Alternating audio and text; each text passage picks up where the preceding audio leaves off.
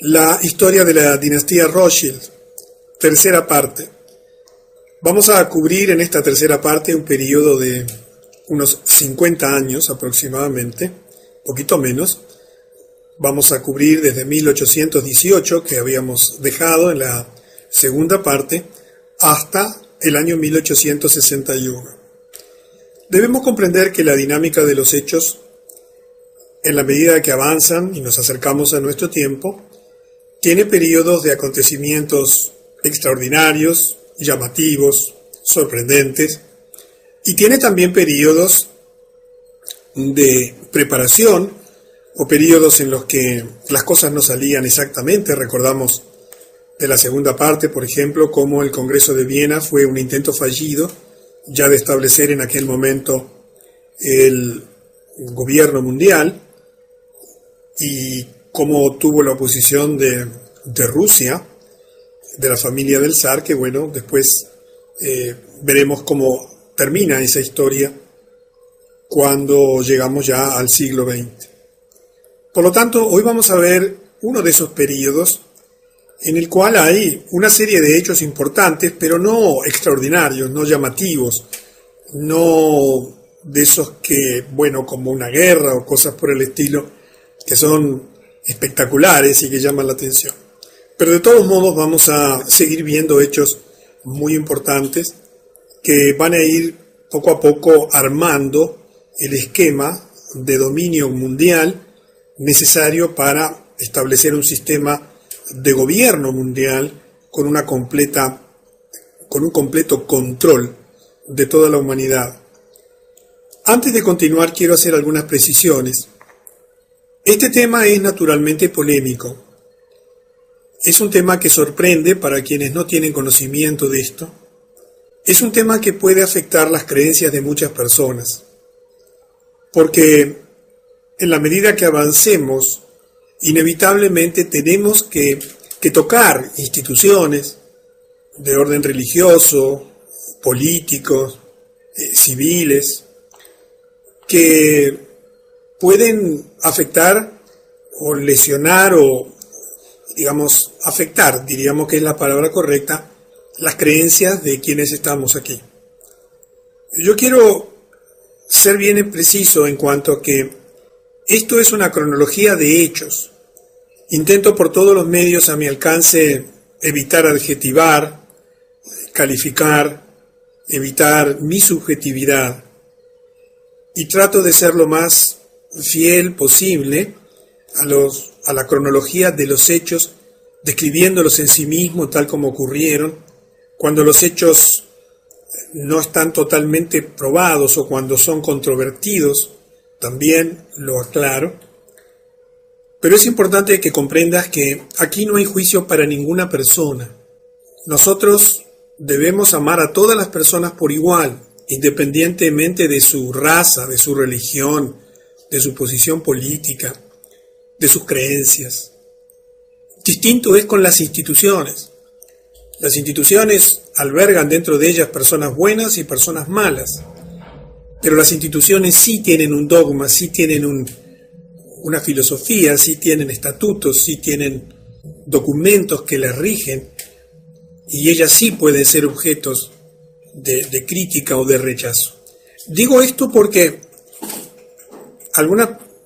la mayor parte de las personas que me escriben, casi en su totalidad, agradecen, están felices de tener esta información. Sé que a algunas les da miedo, preferirían no saber de estas cosas, se sorprenden y no saben qué hacer, pero alguna que otra se siente, como podríamos decir, como herido, como lastimado en sus creencias, porque de pronto está en una de esas instituciones que aparecen y que, más allá de tus creencias y de tus opiniones, lamentablemente son parte de ese proyecto de dominación mundial.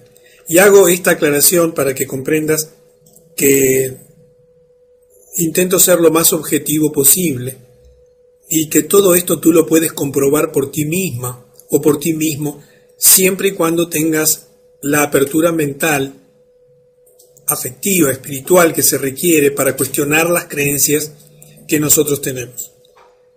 Y siempre que hablamos de estas cosas tenemos que ser sumamente respetuosos con las ideas y con las creencias de todos. Dicho esto, entonces, continuemos con el tema central de la conferencia. Habíamos llegado en la segunda parte hasta el 1818. En 1821, Karl Rothschild fue enviado a Nápoles, Italia, y allí terminaría haciendo muchos negocios con el Vaticano y con el Papa Gregorio XVI, quien posteriormente le confiere la Orden de San Jorge. Además, y estos son hechos históricos que tú puedes confirmar, cada vez que el Papa recibía a Kálmán, le daba la mano, en lugar de la habitual costumbre de aquella época de inclinarse para besarle los pies, lo que demuestra el alcance del poder que tenía Kálmán Rothschild sobre el Vaticano. En 1822, el emperador de Austria nombró a los 5 hermanos Rothschild varones. Nathan Meyer Rothschild optó por no aceptar el título. Y en 1823, los Rothschild se hacen cargo de las operaciones financieras de la Iglesia Católica en todo el mundo. Verás cuando lleguemos al siglo XX, cuando todo esto que había comenzado a gestarse y que afectaba, por ejemplo, a la Iglesia Católica, surge a luz, y te vas a sorprender de las cosas que te vas a enterar que tienen que ver, por ejemplo, con los manejos financieros de los Rothschild, que en realidad manejan todas las grandes fortunas de todos los lugares y de todas las familias y de todos los grandes negocios y complejos industriales del mundo. Pero sigamos adelante, porque en 1827 ocurre una presencia importante en la historia, en el desenvolvimiento de la historia mundial, que es la presencia de Sir Walter Scott. Él publica una obra maestra muy conocida, 9 volúmenes, sobre la vida de Napoleón. Y en el volumen 2, él afirma que la Revolución Francesa fue planeada por los Illuminati, Adam Weishaupt, y que fue financiada por los cambistas de Europa, los Rothschild. Observa la importancia de esta afirmación, que coincide perfectamente con lo que habíamos comentado anteriormente respecto de la Revolución Francesa, y fíjate qué diferente es la historia que nos han enseñado y te han enseñado en el liceo, en la escuela, cuando se habla de los orígenes y de las causas y del desenvolvimiento, por ejemplo, de la Revolución Francesa. Y ahora llegamos a un acontecimiento muy importante dentro de la historia de los Estados Unidos y del desenvolvimiento moderno de todo este tema de las finanzas en el mundo. En 1832, el presidente Andrew Jackson, el 7º presidente electo de los Estados Unidos, que actuó como tal desde 1829 hasta 1837, dirige la campaña para su segundo mandato en el cargo bajo el lema Jackson y ningún banco. Esto es en referencia a su plan de tomar el control del sistema del dinero americano para beneficiar al pueblo estadounidense y no para la especulación de los Rothschild. Si tú tienes un billete de $20, la imagen que aparece modernamente allí es justamente la imagen del presidente Jackson, que fue uno de los pocos presidentes a quienes se intentó asesinar y que en todos ellos hay un hilo conductor común, y es el intentar apartarse del manejo financiero que hacían los Rothschild de las finanzas y de la moneda de los Estados Unidos. Es interesante que apenas un año más tarde, en 1833, el presidente Andrew Jackson comienza la eliminación de los depósitos del gobierno, que en ese momento estaban depositados en el segundo banco de los Estados Unidos, que recuerda que era el Banco Central de los Estados Unidos, al cual se le había dado una segunda concesión. La primera había caducado allá en 1811 y que estaba controlado por los Rothschild. Y en su lugar ordena depositar todos los fondos públicos en bancos dirigidos por banqueros demócratas. Obviamente esto generó una respuesta inmediata de los Rothschild. Se dice que los Rothschild entraron en pánico, haciendo lo que mejor sabían hacer, contrayendo la oferta monetaria para causar una depresión financiera. El presidente Jackson, conociéndolos, más tarde declararía: ustedes son una cueva de víboras y ladrones, y tengo la intención de derrotarlos completamente, y por el Dios eterno los voy a expulsar.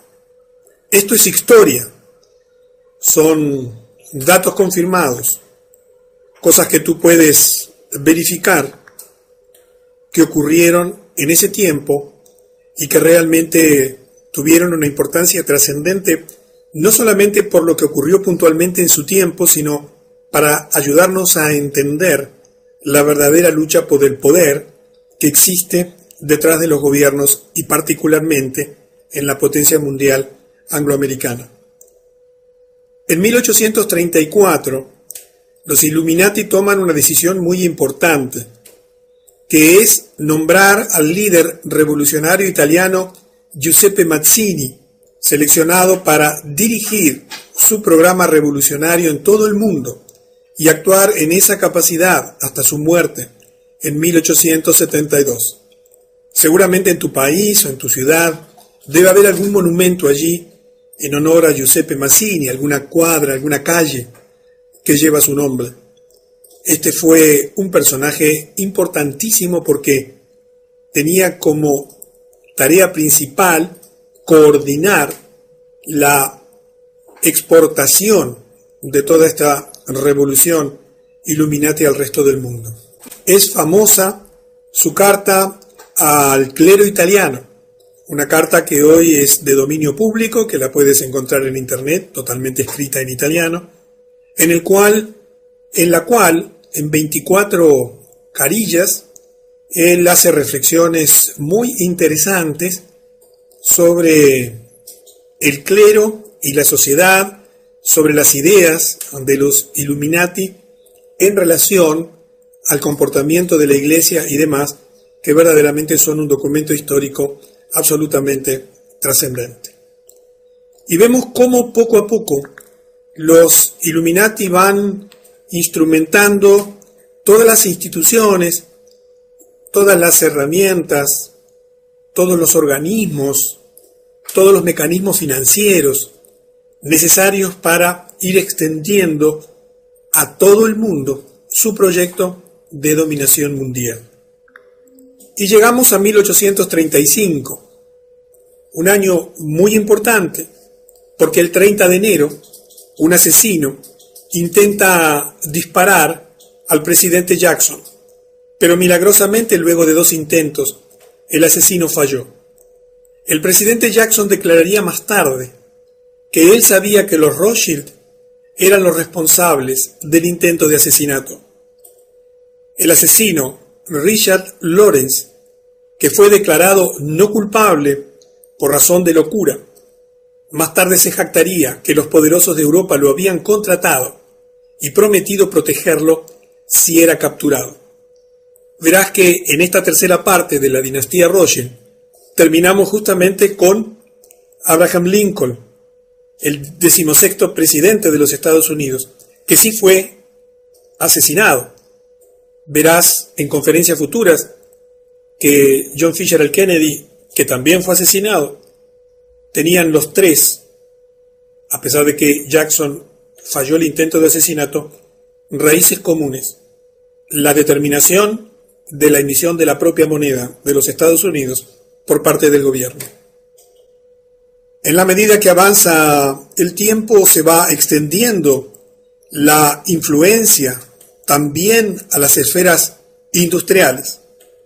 Y comienzan, como ya vimos en la conferencia anterior, el dominio por parte de los Rothschild de industrias claves en el desarrollo del poder militar, en el desarrollo del poder industrial, de la tecnología. Y así, en ese mismo año, en 1835, los Rothschild adquieren los derechos sobre las minas de Azogue de Almadén, en España. En su momento, en esa época, fue la concesión más grande del mundo por parte del Estado a una empresa privada. Y como el mercurio, el azogue es mercurio líquido, se trata de un componente vital en la refinación del oro y de la plata. Esta concesión les dio a los Rothschild un monopolio virtual, un monopolio de hecho en este mercado. Cuando te pones a analizar, además, el tema del azogue y del mercurio dentro de la alquimia, que es parte de un conocimiento esotérico oculto, te sorprendes de todo lo que hay detrás del mercurio y del azogue. Esta gente, por supuesto, conocía en detalle perfectamente todo lo que este mineral representaba. Por otra parte, fue el primero de los planetas que se denominó con un nombre mitológico. Y la historia continúa. Aparece otro personaje muy importante. En 1836, después de sus años de lucha contra los Rothschild y su banco central en los Estados Unidos, el presidente Andrew Jackson consigue finalmente expulsar a los Rothschild del Banco Central de los Estados Unidos cuando se les niega la renovación de la concesión que se le había otorgado años antes para el segundo banco. Allí comienza un periodo similar a lo que ocurrió en 1812 cuando el fracaso en el Congreso de Viena. Los Rothschild ya querían tener el control total de la emisión de la moneda en los Estados Unidos. Y demoraron varios años, hasta 1913, cuando fueron capaces finalmente de crear su tercer banco central en los Estados Unidos, la Reserva Federal, que continúa hasta nuestros días. Pero es interesante que en la medida que iban avanzando en su estrategia, frente a cada fracaso aprendían y tomaban acciones y decisiones para no volver a fracasar. Y de ese modo, para garantizar que no se cometerían nuevos errores en el futuro, esta vez pusieron una línea de sangre directa a Jacob Schiff a cargo del proyecto de volver a tomar el control del Banco Central de los Estados Unidos. En ese año muere Nathan Meyer Rothschild y el control de su banco, Rothschild y Sons, Rothschild e hijos, se transmite a su hermano menor, James Meyer Rothschild. Entre los años 1837 y 1841 ocurrieron algunos hechos también significativos. Por ejemplo, en 1837, los Rothschild enviaron a uno de los suyos, a August Belmont, a los Estados Unidos para salvar sus intereses bancarios, derrotados transitoriamente por el presidente Andrew Jackson. En 1840, los Rothschild se convirtieron en los corredores de oro para el Banco de Inglaterra y además instalaron agencias en el extranjero, particularmente en California y en Australia. Y en 1841, el presidente John Tyler, el 10º presidente de los Estados Unidos, que presidió ese país entre 1841 y 1845, vetó la ley para renovar la concesión para el Banco de los Estados Unidos solicitada por los Rothschild. Se dice, y la historia aparentemente así lo prueba, que recibió cientos de cartas en las que se amenazaba con asesinarlo. Y esto es una constante en la historia de los Estados Unidos, esa sórdida lucha por detrás del poder. Porque en realidad, como recuerdas, uno de los Rothschild había declarado: denme el control de la emisión de la moneda de un país y no me importa qué marioneta de turno sea elegida para gobernar. Y el avance en el dominio de la industria y de los conglomerados industriales principales que generan la gran riqueza del mundo continúa. Así, en 1844, Salomon Rothschild compra United Coal Mines, las minas de carbón unidas de Viktovice, y la compañía austrohúngaro Blast Furnace Company, compañía de hornos de alta fundición, que lo llevarían a constituirse en uno de los 10 principales conglomerados industriales. Cuando tengas el panorama completo hasta nuestro tiempo, verás cómo detrás de todo esto hay un plan. Hay un plan que busca el control financiero, que busca el endeudamiento generalizado de todos los países, de todas las sociedades, de todas las familias, de todas las empresas. Pero hay también un plan militar de financiar ejércitos y armamentos. Pero hay también un plan industrial de apoderarse de todos los sectores básicos y principales en la producción de energía, en la producción de tecnología de última generación. Verás también planes comerciales para apropiarse de la riqueza de todo el mundo, dominando las actividades comerciales de mayor influencia. Verás también planes en relación a la salud de la población, a través de los sistemas de salud del mundo entero, coordinados y dominados desde los centros de poder, modernamente a través de las Naciones Unidas y de la Organización Mundial de la Salud.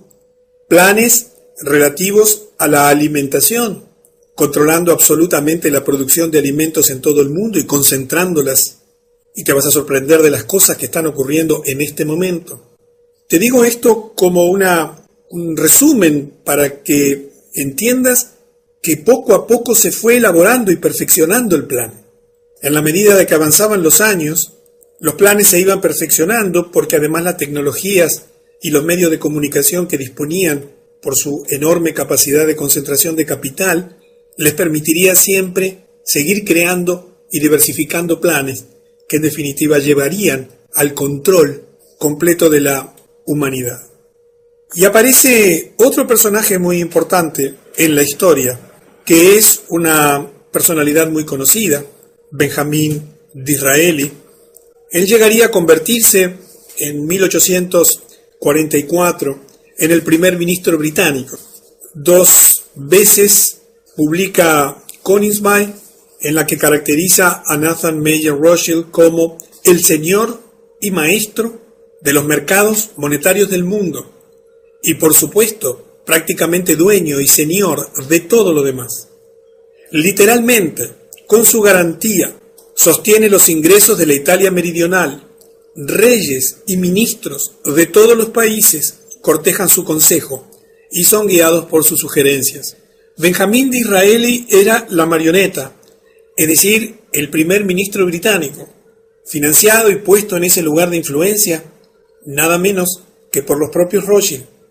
Y si eso lo miras en lo que está ocurriendo hoy modernamente, también ocurre exactamente en todos los centros de poder principales del mundo.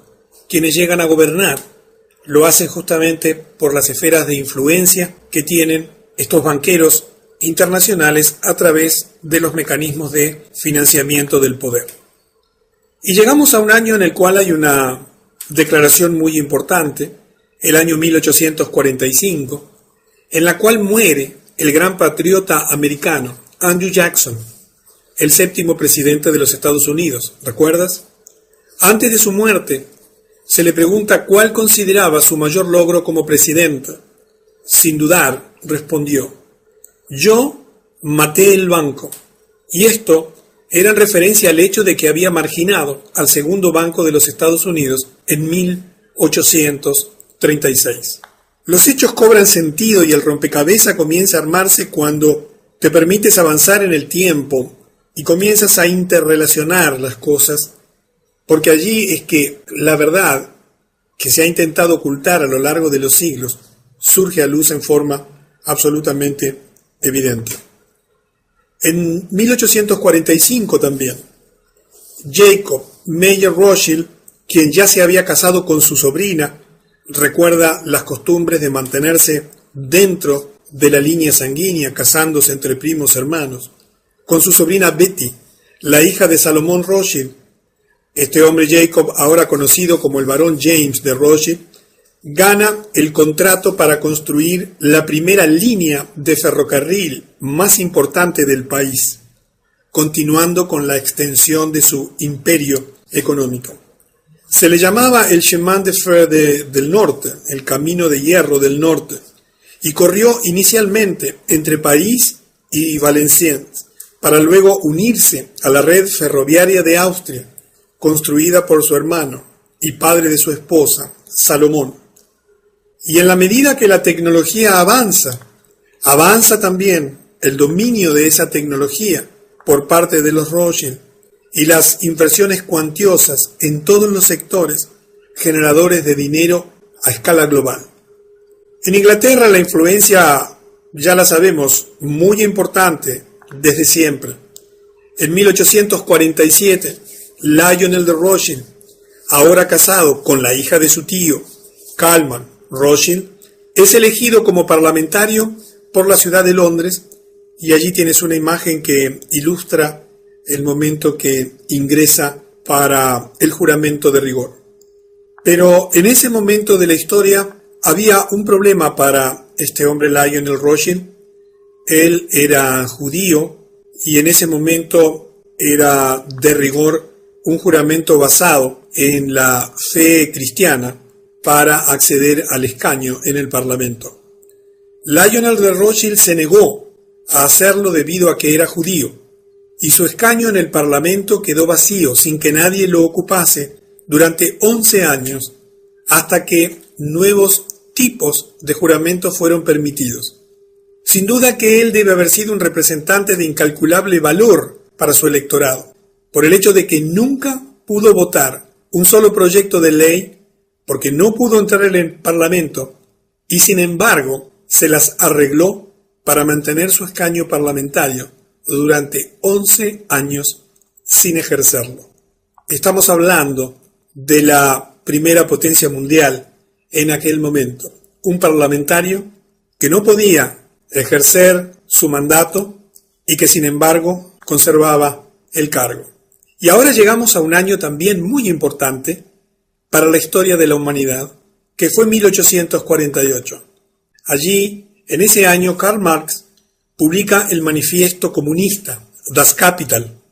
Y es interesante que al mismo tiempo que él trabajaba en esta publicación, Karl Ritter, en la Universidad de Frankfurt, estaba escribiendo la Antítesis, que serviría como base para Nietzsche, el nietzscheanismo. Ritter fue un hombre muy interesante.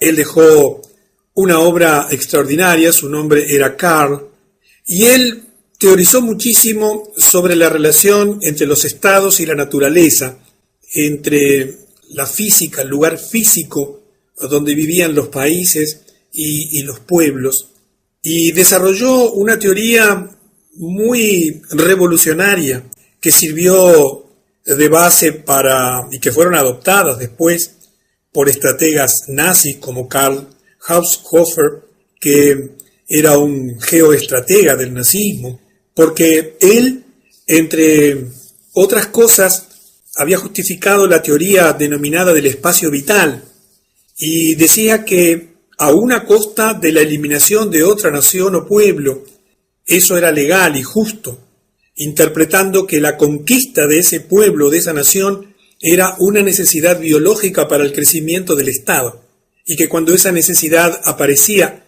era correcto eliminar otra nación o pueblo. Y eso fue justamente una base del nazismo. Nietzsche también tuvo una influencia muy importante, porque estas escuelas combinadas, y particularmente la de Nietzsche, se desarrolló más tarde en el fascismo y luego en el nazismo, y se utilizó para fomentar, como después veremos, las dos primeras guerras mundiales. Lo interesante es quiénes estaban detrás de la financiación de estos pensadores de ese tiempo, entre comillas. Tanto Marx como Ritter, como Nietzsche, fueron financiados bajo la instrucción de Rothschild. La idea, y aquí te recuerdo el año 1776, cuando Weishaupt formula el documento constitutivo, fundacional de los Illuminati. La idea era que quienes dirigen la conspiración global podrían usar las diferencias entre estas ideologías para dividir más y más en grandes facciones a la raza humana. Y mira si lo lograron, dividirla en campos opuestos, de modo que pudieran armarlos luego del lavado de cerebro, para así combatir y destruirse entre sí. Y en particular, con el gran objetivo de destruir todas las instituciones políticas y religiosas. Cuando uno entiende cómo se fueron desarrollando los hechos, cuando uno comprende cómo los medios de información que ya estaban en sus manos, recuerda el dominio de toda la prensa escrita y todos los medios de impresión, las grandes editoriales y demás. Cuando uno comprende ese proyecto de dividir para reinar, de armar a las partes en conflicto, fomentando las peleas y divisiones entre ellos, para que se autodestruyan, uno entiende mucho mejor la historia de estos últimos 2 siglos. Y vamos a presenciar una declaración interesante de una señora que era la madre de los Rothschild. En 1848, en primer lugar, muere Eva Janot, la esposa de Amschel, y en 1849 muere Gutel Schnapper, la esposa de Meyer Rothschild. Se dice que antes de su muerte, con indiferencia, habría declarado, y decimos habría porque esta no es una cosa que podamos confirmar históricamente en base a documentos. Si mis hijos no hubiesen querido guerras, no habría habido ninguna. Es de las tantas cosas que no se pueden probar, pero que perfectamente encajan en el rompecabezas general. Más allá de ser verdad o no esta afirmación, lo que sí era verdad, indiscutiblemente, y sigue siéndolo, es la capacidad y la determinación para financiar a los bandos en pugna. Y el imperio económico ya era abrumador. Recuerda que a fines del siglo XIX, o sea, a fines de los 1800, ya los Rothschild dominaban o tenían en su poder, a través de los conglomerados industriales y comerciales y financieros y militares, más del 50% de la riqueza mundial. Y comienza una costumbre que se extendió hasta nuestro tiempo, la construcción de grandes mansiones, denominadas casas solariegas, pequeños castillos.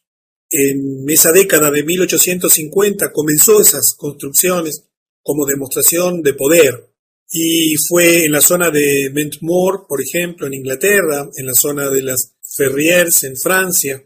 Aquí tenemos un ejemplo de un pequeño castillo, el Waddesdon Manor, propiedad de uno de los Rothschild, que hoy fue donado por parte de los Rothschild al gobierno inglés en el sur de Inglaterra, pero que es administrado por la familia Rothschild. Estas construcciones de casas solariegas se extenderían en todo el mundo, todas ellas llenas de obras de arte de incalculable valor. Se dice que James Rothschild en Francia, poseía una fortuna de 600 millones de francos, que en ese momento era unos 150 millones de francos, mayor que todos los otros banqueros de Francia juntos. Como verás, es un periodo de crecimiento comercial e industrial, además del crecimiento financiero. Los Rothschild comprendían claramente que para poder llegar al control completo de los gobiernos y de la humanidad, necesitaban extender al máximo posible el control de todas las actividades humanas principales. En 1852, Rothschild e hijos comienza el refinamiento del oro y la plata para la Casa de la Moneda Real y el Banco de Inglaterra, y también para otros clientes internacionales. En 1853, Nathaniel de Rothschild, el yerno de Jacob, Santiago, no James, compra el Chateau Brand Mouton, el viñedo Burdeos de Mouton y cambia su nombre a Chateau Mouton Rothschild, siendo hoy una bodega de reconocido prestigio a nivel mundial, inmensamente rica. En 1854 y 55 mueren varios integrantes de la familia Rothschild y recuerda que quienes heredaban eran los hijos menores, varones, de la familia que quedaban a cargo de la responsabilidad de los negocios heredados. Y recuerda también que las mujeres eran muy importantes porque la herencia judía se transmite a través de la mujer. Y llegamos a el 1858, donde Lionel de Rothschild, recuerdas que había quedado imposibilitado de acceder al escaño en el Parlamento inglés por negarse correctamente, de acuerdo a su fe religiosa, a hacer un juramento sobre una fe de otra religión. Finalmente toma su escaño en el Parlamento, cuando la obligación de prestar juramento en la verdadera fe de un cristiano es ampliado para incluir otros juramentos habilitantes. Se convierte así en el primer miembro judío del Parlamento británico. Era necesario tener el control o la influencia también en los ambientes políticos principales. Y vamos acercándonos al final de esta tercera presentación. Estamos llegando a un acontecimiento también muy importante en la historia de los Estados Unidos. En 1861, el presidente Abraham Lincoln, el 16º presidente de los Estados Unidos, desde 1860 hasta su asesinato 5 años más tarde, en 1865, se acerca a los grandes bancos de Nueva York para tratar de obtener préstamos en apoyo a la guerra civil de Norteamérica, que en aquel momento estaba desgarrando la nación. En tanto que estos bancos, estos grandes bancos, estaban bajo la fuerte influencia de los Rothschild, le ofrecen un trato que sabían que él no podía aceptar, un interés del 24 al 36% sobre todo el dinero depositado. Lincoln se enoja por el alto nivel de interés, por lo que imprime su propio dinero. Allí tienes 2 ejemplos de las notas de deuda de dinero que se habían impreso en aquel momento. E informa al público que se trata de ahora en más de una moneda de curso legal, aplicable también para el pago de deudas públicas como privadas. Y comienza entonces una puja por el control financiero de la nación. Y aparece otro presidente que se opone tenazmente al poder que los Rothschild pretendían ejercer. Y todos sabemos cómo terminó. En 1865, asesinado. Pero de eso nos vamos a enterar en detalles en la cuarta parte de la historia de la dinastía Rothschild, cuando ahí sí vamos a entrar en acontecimientos ya trascendentes, porque nos estamos acercando al final del siglo XIX y el comienzo del siglo XX tiene acontecimientos extraordinarios, la fundación de la Reserva Federal, la Primera Guerra Mundial y otras cosas cuyo conocimiento te van a sorprender. Así que nos veremos en la cuarta parte de la dinastía Rothschild.